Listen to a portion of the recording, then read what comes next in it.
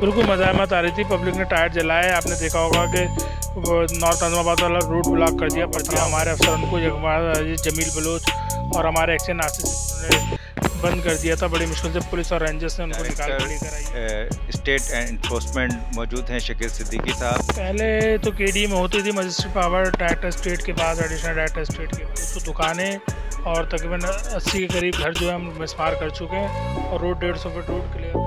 Police की तरफ से जो है वो सपोर्ट नहीं मिलती है, पुलिस की जो है डिप्लॉयमेंट नहीं होती है, जिसकी वजह से अमन अमान का मसला होता है। मलबा उठवाने का काम वहाँ जारी है। सेकंड फेज़ हम शुरू करने जा रहे थे। इदारा तरक्यात कराची जो है वो कार्रवाइयाँ कर रहा है गैर कानूनी कब्ज़ों के ख़िलाफ़ और नाजायज़ तजर्बा पे काम चल रहा है। सबसे बड़ा काम हमारा मुजाहिद कॉलोनी वाहिद कॉलोनी का रोड क्लियर कर रहा है।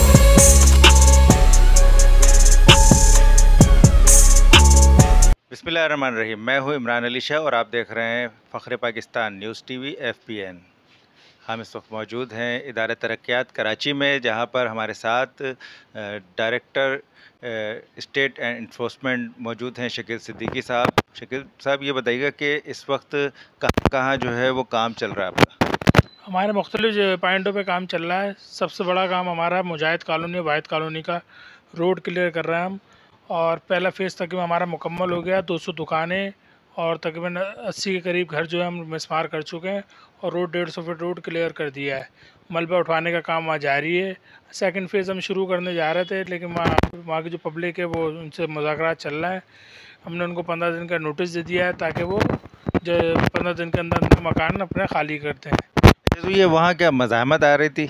बिल्कुल मज़ाहमत आ रही थी, पब्लिक ने टायर जलाए। आपने देखा होगा कि वो नॉर्थ आज़माबाद वाला रूट ब्लॉक कर दिया, पथराव कर दिया। हमारे अफसर उनको जमील बलोच और हमारे एक्शन आसिफ सिद्दीकी साहब को, दोनों को उन्होंने बंद कर दिया था। बड़ी मुश्किल से पुलिस और रेंजर्स ने उनको निकाल के लेकर आई है वहाँ से और उनको मुंतकिल कर दिया था। और अभी भी हम वहाँ बिल्कुल काम जारी कर रहे हैं। हम हर सूरत वो रोड निकालेंगे, कोई भी किस्म की मजम्मत बर्दाश्त नहीं की जाएगी। सुप्रीम कोर्ट के अहकामात पे बिल्कुल हम एमनिटीज़ जो भी ऐसी चीज़ें बिल्कुल बाज़ कराएंगे, जल्द से जल्द कराएंगे।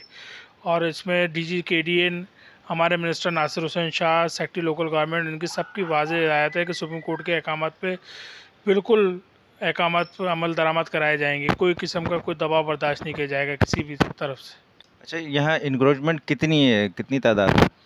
इंक्रोचमेंट यहाँ तकरीबन आप देख लें ना, ज़ियाउद्दीन से जब आप आएंगे और साइमा जो व्यू बना हुआ है वहाँ तक, दोनों एतराफ़ में रोड ही में ख्याल से 20-20 फीट का ट्रैक रह गया था।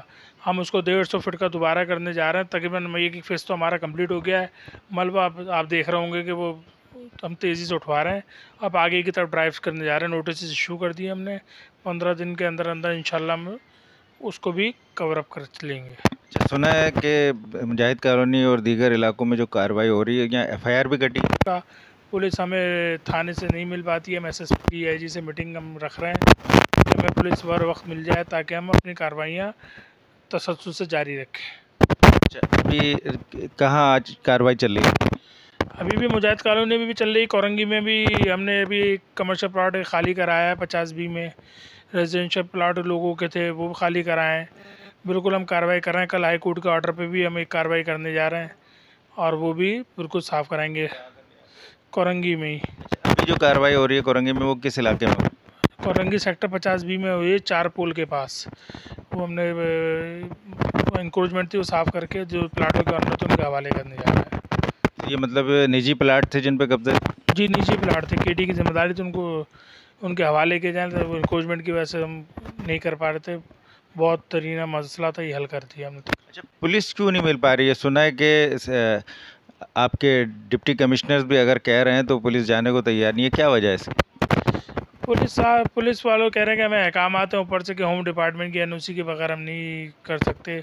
अब हमारे DG साहब ने उनसे मुलाकात करेंगे सेक्रेटरी होम से और उनसे बाकायदा, कोई ऐसा इशू नहीं है, सरकारी मामला है, वो हल हो जाएगा बहुत जल्द इंशाल्लाह। लेकिन अक्सर ये मामला आता है, पुलिस की तरफ से जो है वो सपोर्ट नहीं मिलती है, पुलिस की जो है डिप्लॉयमेंट नहीं होती है, जिसकी वजह से अमन अमान का मसला होता है और जानों का ख़तरा होता है मुलाजमीन को और अफसरान को जो कार्रवाई करने जाते हैं।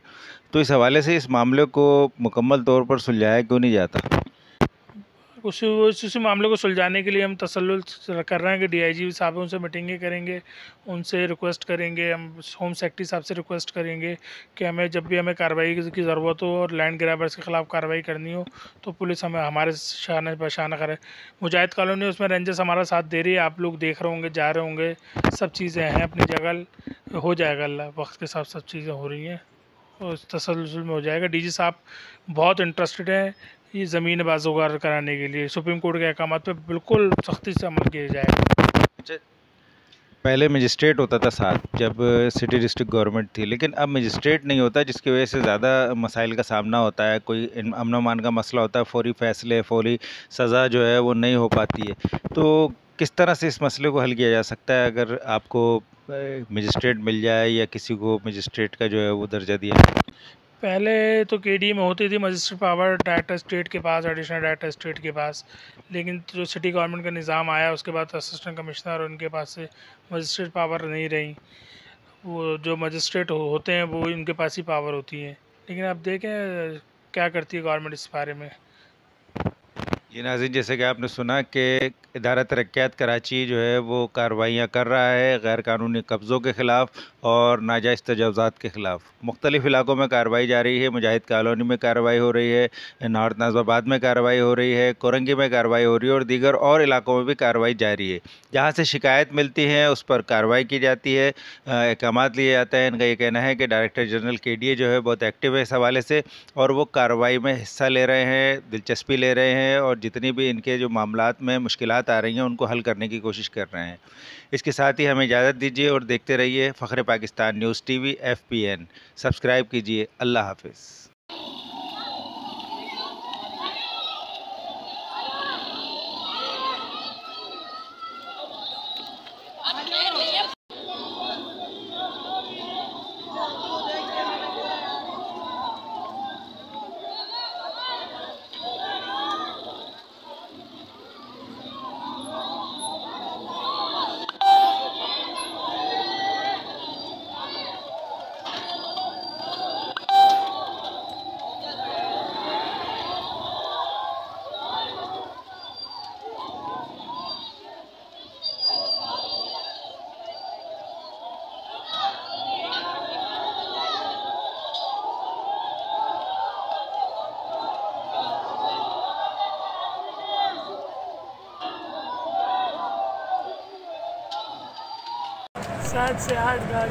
ये नाज़िमाबाद मुजाहिद कॉलोनी की आवाम अपने हक़ के लिए सरापा एहतजाज है।